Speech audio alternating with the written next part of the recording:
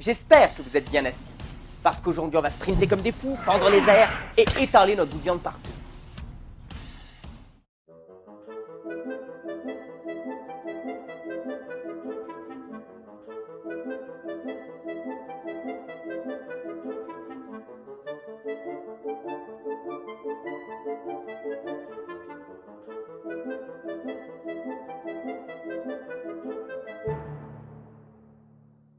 Les fois précédentes, j'ai beaucoup parlé non seulement de musique monumentale, mais j'ai surtout traité d'assez gros jeux. Or j'aime beaucoup le jeu vidéo indépendant. Et c'est d'un compositeur que j'ai en grande affection que je voudrais vous parler aujourd'hui, Dani Baranowski, à qui l'on doit notamment les musiques de l'excellent The Binding of Isaac.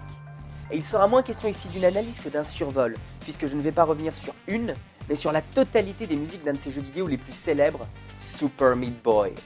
Ce jeu sorti en 2010 a immédiatement conquis le public grâce à son gameplay endiablé et à la grande vitesse de son protagoniste, Meat Boy. S'inscrivant dans la lignée des grands jeux de plateforme, son nom est d'ailleurs inspiré de Super Mario Bros, à qui il emprunte les initiales. Le jeu est instantanément devenu un must. Le scénario est fort simple. Il s'agit de retrouver et de vaincre l'ennemi mortel de Meat Boy, le Docteur Fetus, afin de sauver... Attends, laisse-moi deviner. Une princesse? Hein? Bah non, t'es con. Pourquoi une princesse? Oh? Ah bah c'est cool, ça change, ça fait plaisir. C'est sa meuf qu'il faut délivrer.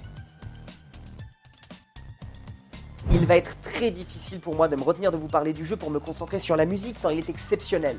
Je ne saurais que trop vous conseiller d'y jouer. De manière générale, je vous conseille de vous pencher sur le domaine du jeu vidéo indépendant. Mais celui-ci, c'est un véritable bijou. Que dire des musiques de ce jeu? Eh bien déjà, je tiens à dire qu'elles font partie de ce qui m'a fait accrocher à Super Meat Boy.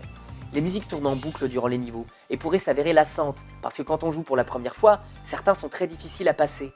Il n'en est jamais rien. Les boucles sont suffisamment longues et intéressantes pour que l'ennui ne trouve pas sa place. Je vais commencer comme souvent en vous parlant des tonalités, mais je ne m'attarderai pas sur la question parce qu'il n'y a pas forcément grand chose à dire. C'est de la musique tout à fait tonale et les morceaux sont globalement toujours mineurs. Faut dire, c'est pas non plus la montagne du fun quoi. Il s'agit de risquer sa vie dans une forêt, un hôpital, l'enfer et une putain d'usine de sel. C'est super dangereux. En même temps, le machin, c'est un morceau de bidoche, hein. Le sel, c'est un peu sa kryptonite. Non, chacun sa némésis minérale, hein. Moi, je juge pas. Les sonorités sont globalement très rock et modernes, ce qui est intéressant compte tenu de l'inspiration old school du jeu. Ce parti pris nous invite à reconsidérer la question du old school pour le voir non pas comme un retour aux sources, mais bel et bien comme une continuité, quelque chose de moderne qui emploie des matériaux anciens pour aller de l'avant. Les guitares sont très exploitées, ainsi que de nombreux synthétiseurs, alors que les instruments acoustiques, classiques si vous préférez, sont absents, à l'exception de certaines percussions et du piano qui a trouvé sa place dans les musiques électroniques depuis bien longtemps. En revanche, puisque nous sommes dans le domaine de la modernité, il semble important de souligner que les Warp Zones, des niveaux bonus, adoptent des visuels rétro. Et bien entendu, Dani Baranowski s'amuse avec ça, en composant des versions chiptunes des thèmes des mondes dans lesquels on se trouve. Et le choix du rock fait que, cela n'étonnera personne, les niveaux ont de manière générale des rythmiques soutenues et haletantes. Le contraire eût été étonnant. Meat Boy court extrêmement vite et passe son temps à sauter. C'est un jeu de plateforme dans la plus pure tradition. Il faut d'ailleurs savoir que la communauté du speedrun est très vive autour de ce jeu, notamment en France. Les runs ne manquent pas.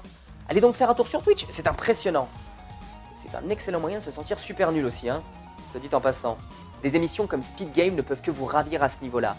Je vous donnerai volontiers le record actuel, mais cette information change tellement souvent qu'elle deviendrait obsolète très très vite. Les musiques de Super Meat Boy sont riches en changements de climat au sein d'un seul et même morceau. Cela aide à ne pas sombrer dans la monotonie que j'évoquais tout à l'heure. Mais cela a un autre but. Le fait de varier à ce point les musiques au sein d'un seul et même morceau est une invitation au renouvellement. Pas seulement au renouvellement musical, mais bel et bien un renouvellement d'attention, et une invitation à constamment revoir ses stratégies et ses façons de jouer. La musique intime aux joueurs de rechercher de nouveaux moyens de parvenir à ses fins, parce que comme le montrent les plus brillants des speedrunners, ce n'est pas toujours le chemin le plus évident qui est le plus facile ou le plus rapide. Le niveau 7 du premier monde, Forest, l'illustre très bien. D'ordinaire, je prends un peu de temps pour vous parler de la forme. Ici, je n'en ferai rien parce que la forme n'est pas vraiment ce qu'il y a de plus intéressant dans les musiques de Dani Baranowski pour Super Meat Boy. Par contre, ce que je tiens à dire, c'est qu'il a respecté la dualité entre les Light World et les Dark World. Car oui, on retrouve des éléments semblables dans les deux phases d'un seul et même monde. Il y a de fortes corrélations. Cela peut se retrouver sur le plan rythmique, comme dans Betus Blues et Chad Brokenwind, les deux morceaux de The Hospital, où l'accompagnement du début est similaire. Mais le parallèle ne s'arrête pas là, car dans Forest Funk et The Ballad of the Burning Squirrel, les têtes des thèmes sont identiques.